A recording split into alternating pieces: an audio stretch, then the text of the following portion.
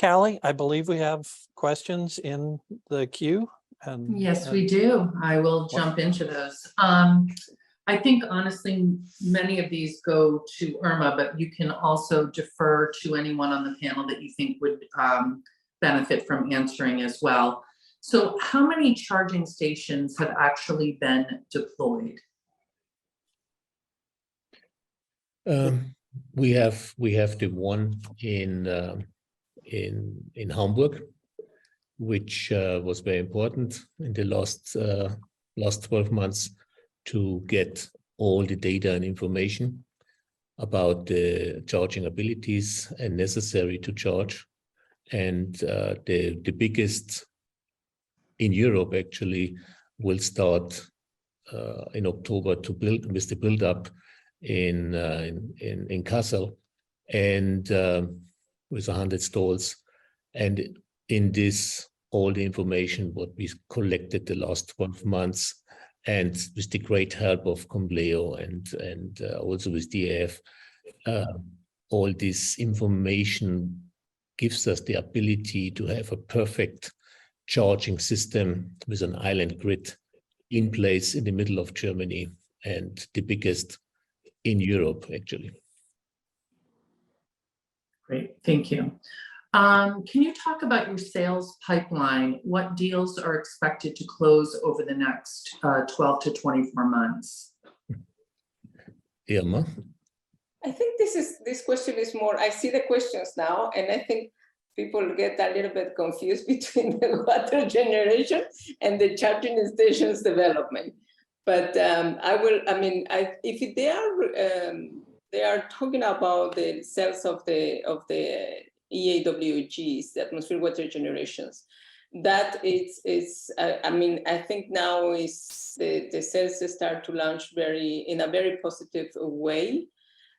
We believe that by the end of the second quarter of 2023, we'll be able to place at least the 20 systems, small ones systems. But there is large projects in United Nations. As you may know, we are United Nations certified vendor. So there are two important projects right now that could be very large. So it's hard for us, and people should understand that we don't sell machines. We sell systems, we sell solutions. So it becomes a project. Every cell is going to be a project. It's not going to be a machine. So this is so important for them to understand. As for the charging stations, well, it's different. As I say, we start now with the one in Kassel that is quite large, and then we will continue with several. We are going to develop and to manage when is necessary. But if someone wants to acquire the project, of course, we will be open to that. So we will have, we have identified 44 more locations. 5 of them are large ones like Kassel, and 40 smaller ones. And smaller ones need at least 4 stalls, and large in the size of Kassel, or I mean, Kassel is an extreme model, I must say, because we got this space. This is also very important. And I think all other large one will be around about 50, will have around about 50 stalls. What I see today in the negotiations for the places, and the rest will between 4 and 10 stalls. But in overall, we will have, by the end of 2023, we shall have 45 strategic placed charging stations, so you can operate, or at least EAWD can operate with the large fleet of DAF trucks, electric trucks we will have next year all over Germany. So outside of your planned facility, how many trucks can actually charge at one time on the side of the highway? Actually, it's depend on how much stalls you have. In Kassel, we will have 40 stalls with dual charging, means 80 trucks could charge at the same time if necessary, and the rest will be for EVs and vans and caravan as well, because this is a point were several autobahns going up, north, west, south, east, and especially in the holidays, there's a lot of caravans and RVs on the streets, and they become more and more electric, and you have a hard time to charge it. And this Kassel will serve all of them, 80 trucks and up to 120 cars or caravans. And then what is the, how long does it take to charge an average truck? Well, there's this is where we work, thankfully, very close with DAF and also Compleo, because what is the possibility to charge? That's the first thing.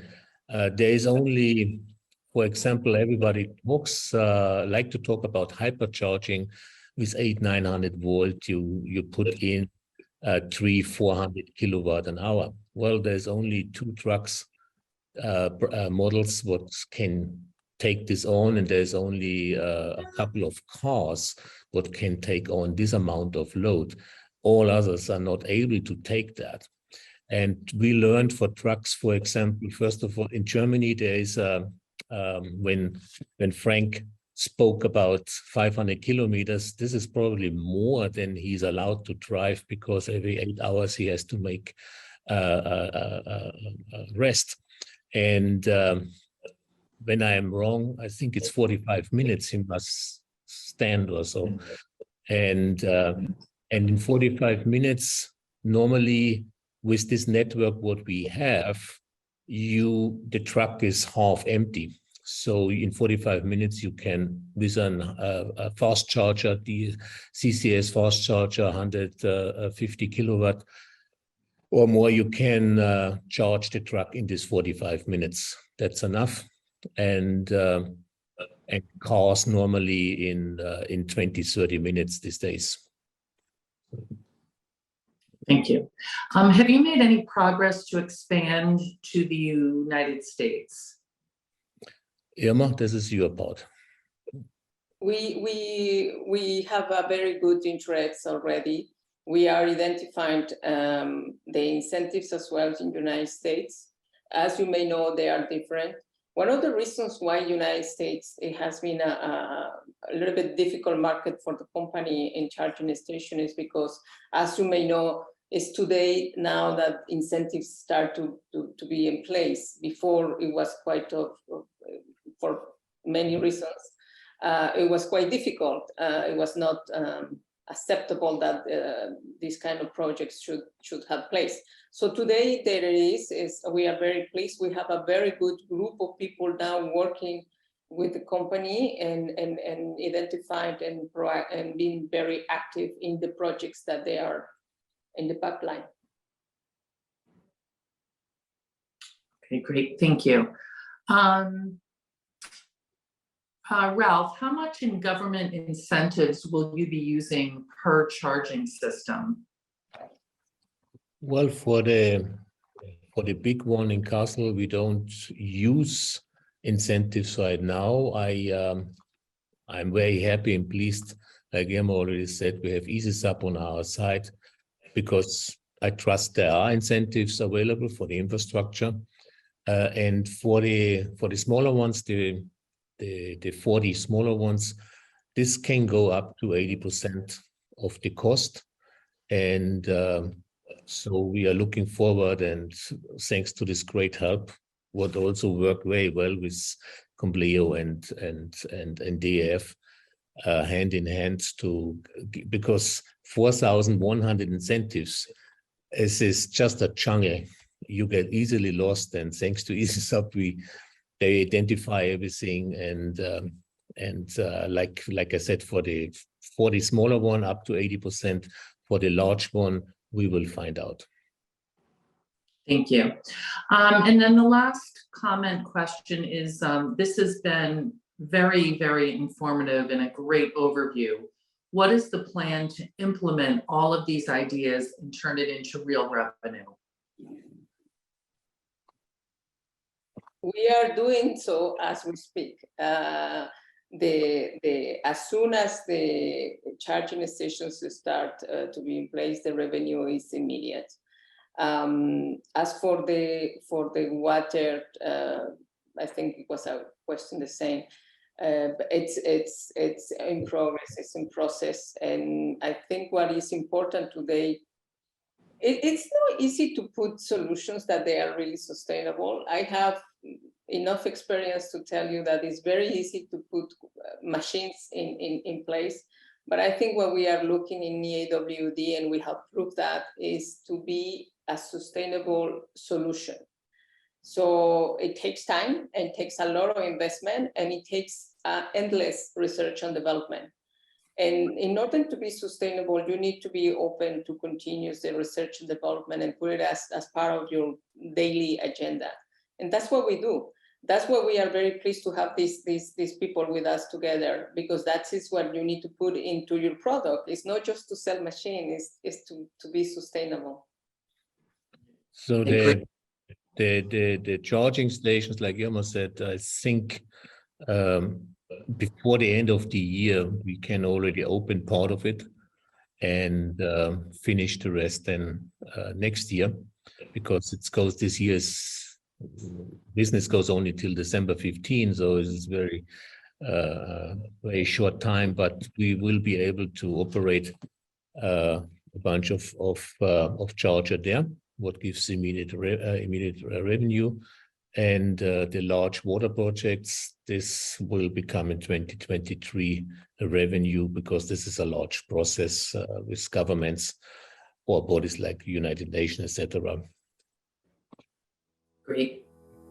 Well, thank you very much to everyone, and all of the panelists and all of the attendees that attended today.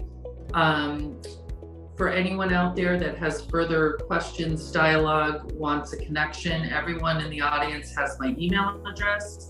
You can email me and I can connect you directly to the panelists. And so now I'm going to turn it back over to Irma or Ralph for any last words before we sign off. Irma, please. Thank you, Ralph. I think there is nothing else to say, is that be grateful with all our panels today. Thank you, each of you, to be with us. We will continue working together, and I think it's important to leave that this is the kind of solution that we need to go for. We hope that investors as well realize that this is the new oil industry. This is the new way to go, because as more financial support this project has, it will be faster to be able to put it there and see it, and they become very how can I say, very productive, but it's also financially speaking, they can be very positive, but it is about synergies. Again, it is about a proper investment, and the time. I think we are in the right place in the right time now, and I hope in the United States we can see a panel like this, where it talks about the incentives, talks about manufacturing, talks about charging. I think that is what is needed, and EAWD is going to pursue that. Great. And thank you all. Thank you, Sebastian, Lucas. Great you took the time to support us here and answer this question. And Frank, special thanks to you, because I know you are spinning the wheels right now, because tomorrow is the big show in Hanover, and we will be there. And you must be pretty much in stress and looking forward to see you and your product tomorrow. Yeah, sorry once again. It was sorry. No problem. No problem. Thank you very much for joining us. Thank you all, and of course thank you to Harvey, and Kaylee. It's always a pleasure, and Family Force setting up this informative webinars, and looking forward for the next with even more news. Great. Thank you very much, Force family. Thank you. Take care. Bye.